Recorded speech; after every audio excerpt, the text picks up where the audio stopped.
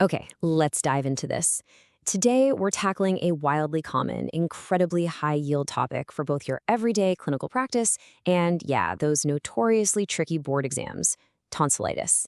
If you've ever peered into a patient's mouth and seen angry red tonsils staring right back at you, well, this explainer is going to give you the exact framework you need to understand the etiology, nail the diagnosis, and execute the perfect treatment plan every single time. We've structured this explainer just like a clinical textbook, so your brain is primed for the logical flow of information. We're going to hit four main areas. First, etiology and causes. Then, features and complications. After that, clinical investigations. And finally, treatment and management. Let's start right at the foundation. Tonsillitis is defined simply as the inflammation of the palatine tonsils. You know exactly where those are, sitting right there on either side of the back of the throat. When those specific tissues get infected and inflamed, boom, we get the classic clinical presentation that we're about to unpack. All right, Section 1, Etiology and Causes.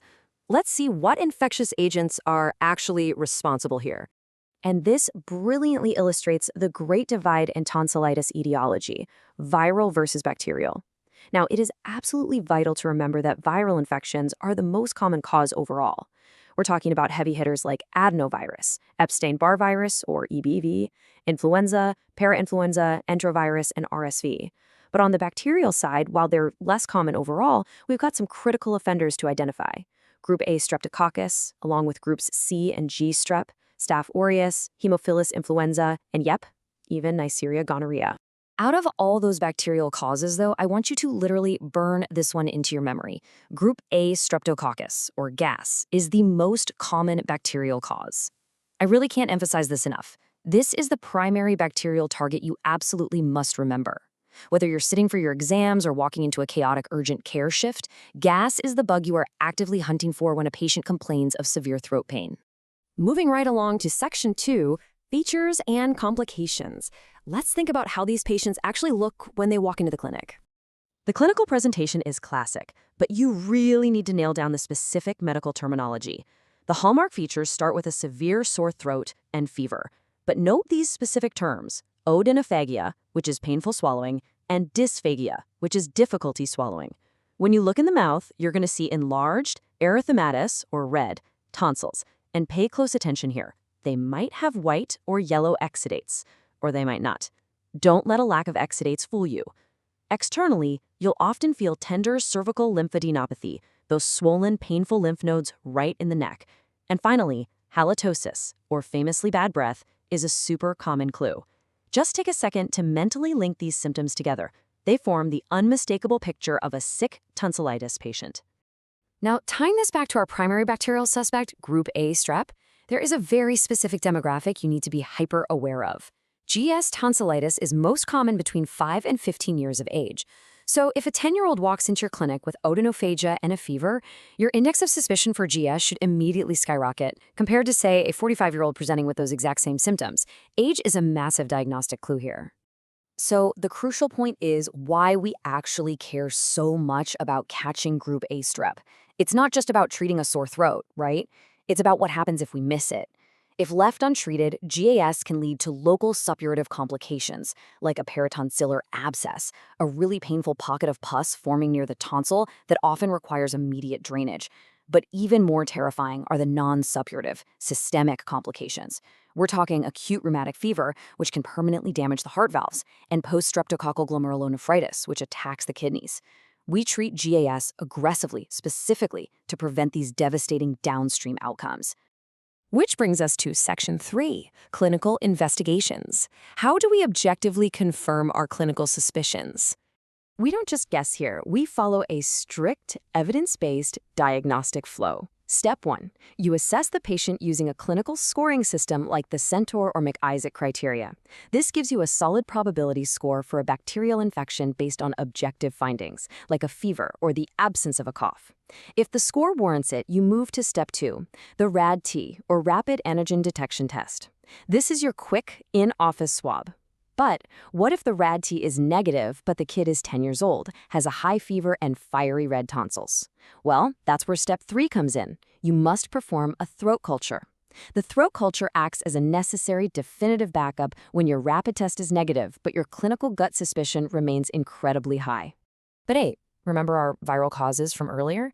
Sometimes the clinical picture actually points away from standard bacteria. You should actively pivot your investigation and consider Epstein-Barr virus testing if you see a few specific clinical triggers.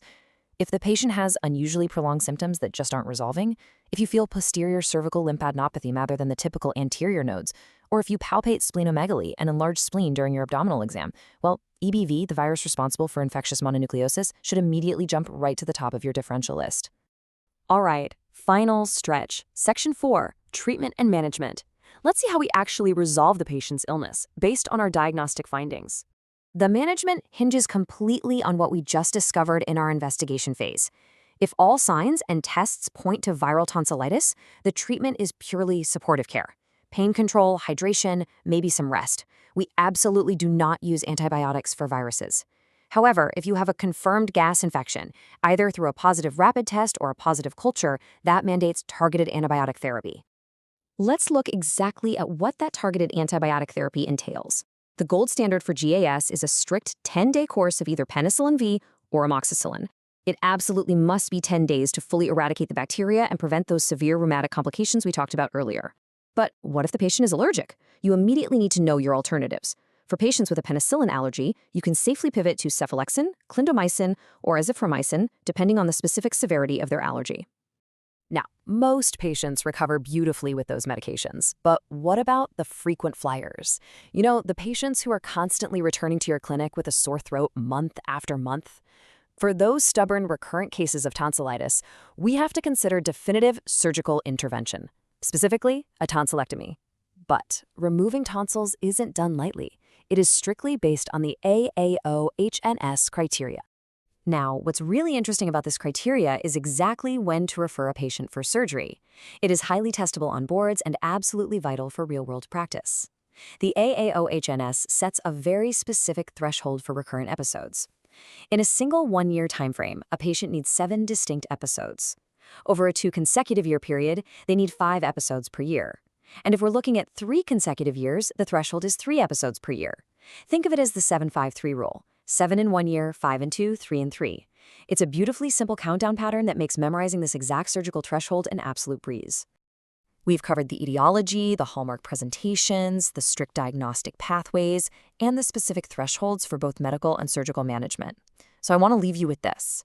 With these specific diagnostic steps and surgical criteria locked firmly in your mind, how will you approach your very next patient presenting with a severe sore throat? Visualizing that clinical encounter right now, applying everything you just learned, is honestly the best way to cement this knowledge. Thank you for joining me for this explainer, and I hope this helps you master your next case.